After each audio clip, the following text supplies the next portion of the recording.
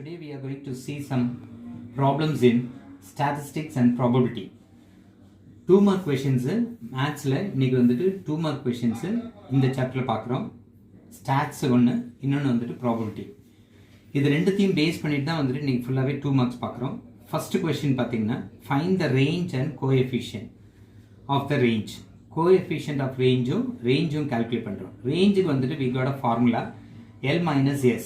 L என்றது largest value, S என்றது smallest value. So smallest value, largest value இந்த கொடுத்திருக்கிற கொஷின்ல இருந்து நம்ம அண்டர்ஸ்டாண்ட் பண்ணிட்டு எடுத்து எழுதிட்டு அதுக்கப்புறம் வந்துட்டு you have to find the range.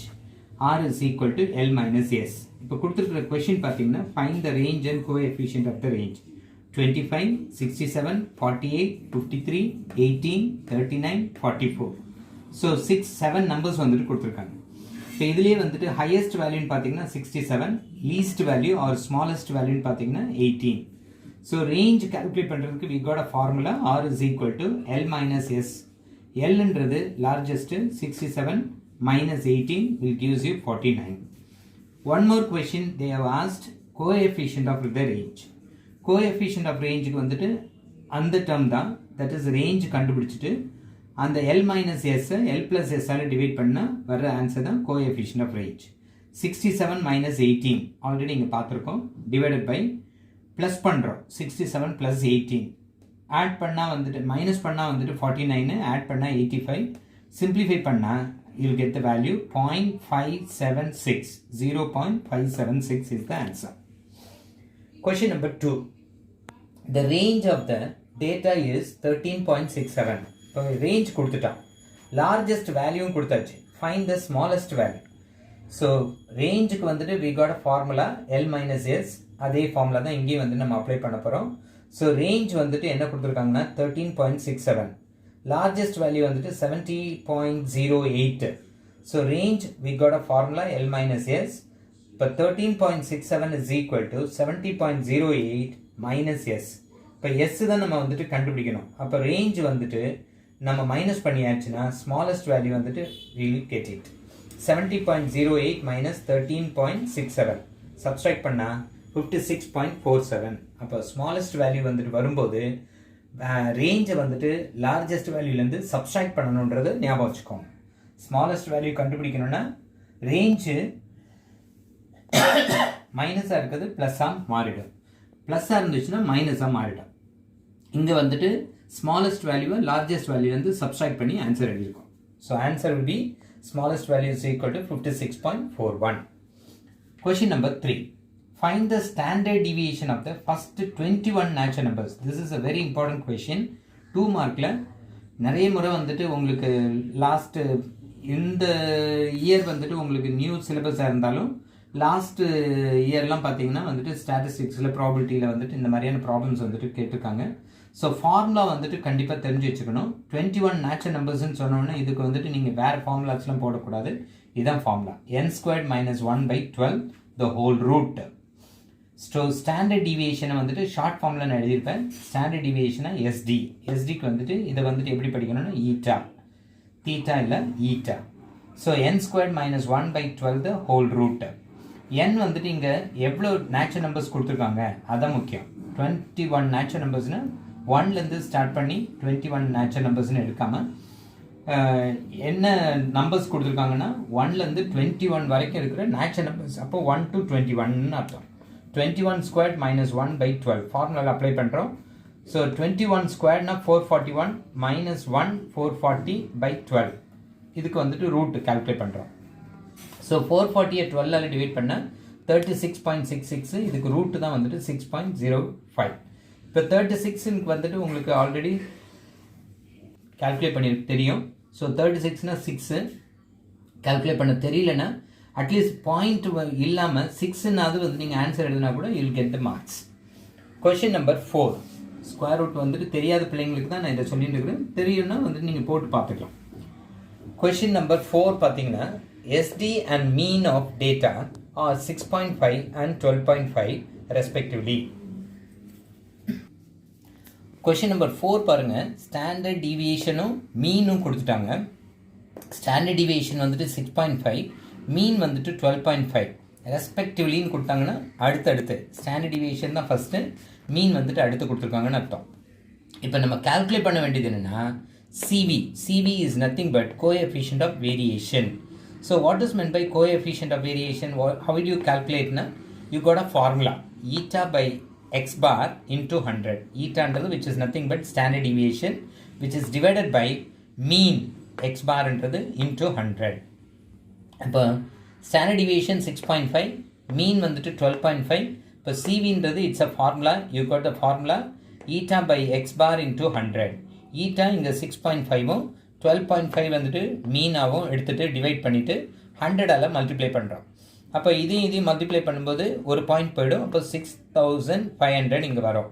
அது வந்துட்டு 650 இங்கே வந்துட்டு பாயிண்ட்டை வந்து நம்ம எடுத்துட்டோன்னா உங்களுக்கு 5 into 100 வந்துட்டு 650, 12.5 கீழே இருக்குது. ஸோ பாயிண்ட்டால் டிவைட் பண்ண முடியாதுன்றதுனால போத் நியூமரேட்டர் அண்ட் டினாமினேட்டர் 10ஆல் மல்டிப்ளை பண்ணுறோம். அப்போ 6500 டிவைடட் பை 125. ஆன்சர் வந்துட்டு 52%. பர்சன்னா இந்த இடத்துல 100ஆல் மல்டிப்ளை பண்ணுறோன்றனால வர ஆன்சர் வந்துட்டு பர்சன்டேஜில் தான் சொல்லணும். Coefficient of variation always comes under percentage. If the mean and coefficient of variation of the data are 15 and 48 respectively. இப்போ மீன் வந்துட்டு என்ன கொடுத்துருக்காங்கன்னா 15, coefficient of variation வந்துட்டு 48. So we have to find the value of standard deviation eta is equal to, இப்போ நமக்கு வந்துட்டு coefficient of variation கண்டுபிடிக்க formula இருக்குது eta by x bar into 100. இப்போ இதில் நமக்கு வந்துட்டு தேவை வந்துட்டு we have to find out only x eta. So standard deviation is equal to CV into x bar by 100. So multiplying factor வந்துட்டு divide ஆகும், டிவைடிங் ஃபேக்டர் வந்துட்டு மல்டிப்ளை ஆகும், கன்வெர்ட் ஆகுது. இப்போ CV கால்குலேட் பண்ணோன்னா CVன்றது இங்கே 48 கொடுத்துருக்காங்க, x barன்றது 15. Just multiply these two numbers, you will get 720 divided by 100 will gives you 7.2. இப்போ நமக்கு வந்துட்டு கால்குலேட் பண்ணியாச்சு. என்ன கால்குலேட் பண்ணியாச்சு? ஸ்டாண்டர்ட் டிவியேஷன் வந்துட்டு 7.2. Question number 6. If n is equal to 5, x bar வந்துட்டு 6, mean number of terms வந்துட்டு 5, summation of x squared, இது வந்துட்டு என்ன கொடுத்துருக்காங்க? summation of x squared, x squared வந்துட்டு summation sigma x squared னு படிக்கலாம், இல்லைனா summation of x squared னு படிக்கலாம், which is equal to 765. இப்போ calculate பண்ண வேண்டியது coefficient of variation. coefficient of variationக்கு we got a formula. இப்போ இங்கே வந்து நம்ம என்ன calculate பண்ணோம்னா ஃபஸ்ட்டு வந்துட்டு standard deviation we have to find out. இப்போ n வந்துட்டு கொடுத்துருக்காங்க, x bar கொடுத்துருக்காங்க, summation of x squared கொடுத்துருக்காங்க. இதெல்லாம் வச்சுட்டு ஈட்டா கால்குலேட் பண்ணலாம். x bar summation of x squared by n minus summation of x by n the whole square. இது வந்துட்டு எதுக்கு ஈக்குவல்னா x barக்கு ஈக்குவல். இப்போ summation of x squared by n வந்துட்டு 765 by 5. ஏன்னா n வந்துட்டு 5ன்றனால 5ஆல் டிவைட் பண்ணுறோம். இது வந்துட்டு ஹோல் டேர்மை வந்துட்டு we considered as x bar. summation of x by n தான் x barக்கு. மீனோட வேல்யூ வந்துட்டு all the terms, sum of all the terms by number of terms, அதுதான் வந்துட்டு summation of x by n the whole square னு எடுத்துக்கிறோம். இதுக்கு answer வந்துட்டு 6 ஸ்கொயர்னு எடுத்தாச்சு. அப்போ இதால் டிவைட் பண்ணால் 153, 6 ஸ்கொயர்டு வந்துட்டு 36, சப்ஸ்ட்ராக்ட் பண்ணால் 117 வருது. அதுக்கு ஸ்கொயர் ரூட் வந்துட்டு we have to find out, that is 10.8. இப்போ இது ஈஸியாக நம்ம போடுறதா இருந்துச்சுன்னா 100 இருந்துச்சுன்னா 10, இல்லை ஸ்கொயர் ரூட் நீங்கள் கண்டுபிடிக்க தெரியும்னா கண்டுபிடிச்சிக்கோங்க. 10 போட்டு நியரஸ்ட் வேல்யூ, இப்போ 125க்கு வந்துட்டு 121க்கு வந்துட்டு 11ன்றது தெரியும். அப்போ 11 விட லெஸராக இருக்கணும். அதனால் 10.8ன்னு கூட நீங்கள் அப்ராக்சிமேட்டாக எழுதினாலும் மார்க் கிடைக்கும். 10.6ஓ 10.7ஓ கூட எழுதலாம், தாராளமாக எழுதலாம். ஆனால் 10க்கு மேலே தான் வரணும். 121 விட லெஸராக இருக்கிறதுனால இது வந்து நான் 10.8ன்னு. ஸ்கொயர் ரூட் இல்லைன்னா எக்ஸாக்டாக நீங்கள் கண்டுபிடிக்கணும்னா you can go for square root. இப்போ நெக்ஸ்ட் டேர்ம் வந்துட்டு என்ன கண்டுபிடிக்கணும்? இதுலேயே வந்துட்டு கால்குலேட் பண்ண சொல்கிறேன்னா சிவி கால்குலேட் பண்ணலாம். X bar eta by X bar into 100. Eta வந்துட்டு இப்போ தான் நம்ம கண்டுபிடிச்சோம் 10.8 மல்டிப்ளைட் வித் 100 பை 6ஆல் டிவைட் பண்ணுறோம். 6ன்றது இங்கே என்ன கண்டுபிடிச்சிருக்கோம்னா எக்ஸ் பார். ஸோ என்ன கிடைக்குது? 1080 பை 6னா 180.28 வந்துட்டு பர்சன்டேஜில் எழுதணும். ஏன்னா CV always comes under percentage. Question number 7. இப்போ வந்துட்டு இவ்வளோ நேரம் நம்ம பார்த்தது ஸ்டாட்ஸில், இப்போ நம்ம பார்க்க போகிறது வந்துட்டு ப்ராபபிலிட்டியில். 2 coins are tossed together. இப்போ 2 காயினை வந்துட்டு ஒன்றா வந்துட்டு டாஸ் பண்ணுறோம். What is the probability of getting different faces on the coins? இப்போ வேறு வேறு ஃபேஸஸ் வந்துட்டு நமக்கு கிடைக்கணும்னா என்ன பண்ணணும்? when 2 coins are tossed together, the sample spaceன்றது கண்டிப்பாக தெரிஞ்சிருக்கணும். ஏன்னா ப்ராபபிலிட்டியில் வந்துட்டு 2 முக்கியமான டேர்ம்ஸு, ஒன்று ப்ராபபிலிட்டி, இன்னொன்று சாம்பிள் ஸ்பேஸு, இன்னொன்று வந்துட்டு ஈவெண்ட். இந்த 3 டேர்மும் வந்துட்டு கம்பல்சரியாக தெரிஞ்சிருக்கணும். சாம்பிள் ஸ்பேஸ்ன்றது டோட்டல் அவுட்கம்ஸ், எவ்வளோ நம்பர் ஆஃப் ஈவெண்ட்ஸு அதில் பெர்ஃபார்ம் ஆகுது டோட்டலாக வந்துட்டு சொல்கிறாங்க. தட் இஸ் கால் சாம்பிள் ஸ்பேஸ்ன்னு பேர். இப்போ இதில் வந்துட்டு இந்த கொஷினில் வந்துட்டு உங்களுக்கு சாம்பிள் ஸ்பேஸ்னா என்ன கொடுத்துருக்கான்? ஒரு காயினும் கொடுத்துருக்கான், 2 காயினும் கொடுத்துருக்கான். அதே நேரத்தில் வந்துட்டு இன்னொன்று வந்துட்டு என்ன கொடுத்துருக்கான்னா 2 coins are tossed together. What is the probability of getting different phases? Different phases கொடுத்துருக்காங்க. அப்போ நமக்கு வந்துட்டு head head, tail tail, HT head and tail, tail head மாற்றி கூட வரலாம். 2 காயின்றனால இதான் வந்துட்டு உங்களுக்கு சாம்பிள் ஸ்பேஸ் அமையும். NF வந்துட்டு 4. 2 காயினாக இருந்துச்சுன்னா, ஒரு காயின்னா ஒரு ஹெட்டு ஒரு டெய்லோட முடிஞ்சிடும். இல்லைன்னா டெய்லு ஹெட்டு இப்படி தான் வரும், 2 தான் வரும். ஆனால் 2 ஹெட்டு 2 டெய்ல் வருதுன்னு சொன்னாலே அது 2 காயின்றது அர்த்தம். இப்போ A be the event of getting different faces on the coins. A is equal to, இப்போ டிஃப்ரெண்ட் ஃபேஸஸ்ன்னு சொல்லும்போது event of getting different faces அப்படின்னா என்ன? 2மே ஹெட்டாவோ 2மே டெய்லாவோ வராமல் ஒரு ஹெட் வந்துச்சுன்னா இன்னொன்று டெய்லு, ஒரு டெய்ல் வந்துச்சுன்னா இன்னொரு ஹெட்டு. அதை தான் இங்கே வந்துட்டு டிஃப்ரெண்ட் ஃபேஸஸ் ஆன் த காயின்ஸ்ன்னு கொடுத்துருக்கோம். ஸோ அப்போ ஏ வந்துட்டு கேட்டிருக்கிற கொஷின் வந்துட்டு டிஃப்ரெண்ட் ஃபேஸஸ்ன்னு சொன்னாங்களே, A be the event of getting different faces on the காயின்ஸ்ன்னு போட்டிருக்கேன். அது என் ஆஃப் ஏ வந்துட்டு 2.